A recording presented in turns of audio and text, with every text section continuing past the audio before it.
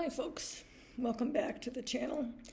Today I want to start with a Buddhist comment, and that is that in meditation I got to a situation where I was really seeing that the mental projections that I make with my mind are what is in the way of my not seeing things as they actually are, as they say. So a little after that, I realized that that's what scares me about enlightenment. I mean, I'm used to having, these mental projections as a way to getting around in the world, to function in, samsaric reality.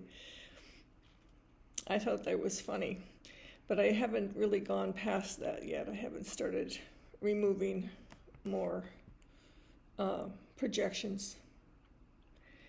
Those of you who are Buddhist who listen to these will have some understanding and sympathy for this situation. I plan to have a good laugh and move on soon. The second thing I wanted to talk about today is this business of non-binary, binary, gender ideas. And I didn't pay much attention to it because I'm trying to remove ideas of self, who I am, etc., etc.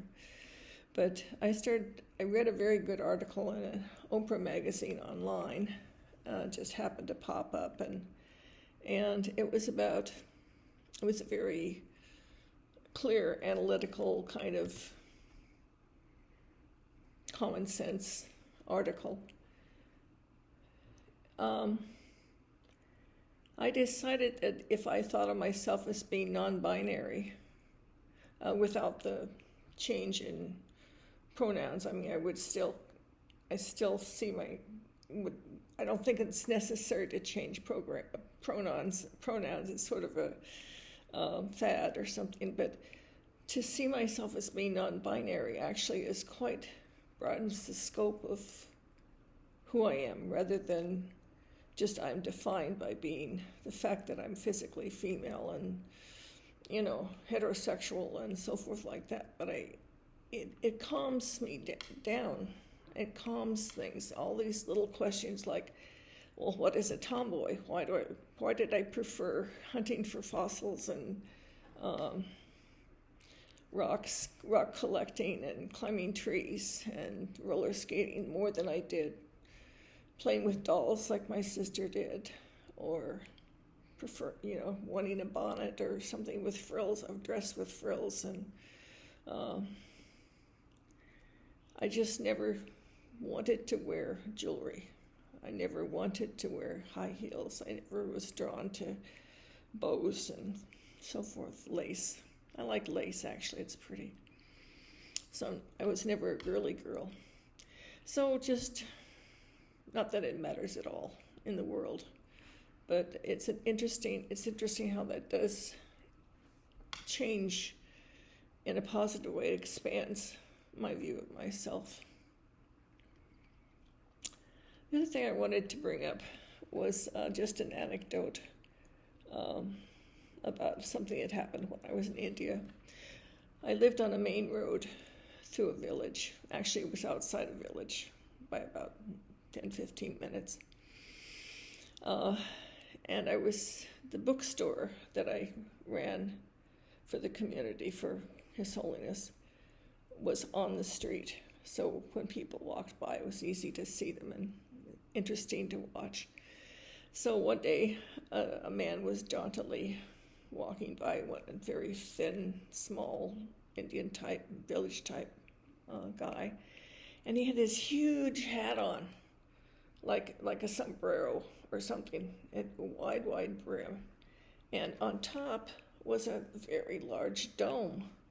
It wasn't high, but it was wide, a wide dome on top of this hat. And I noticed something was moving around inside through the mesh of the hat.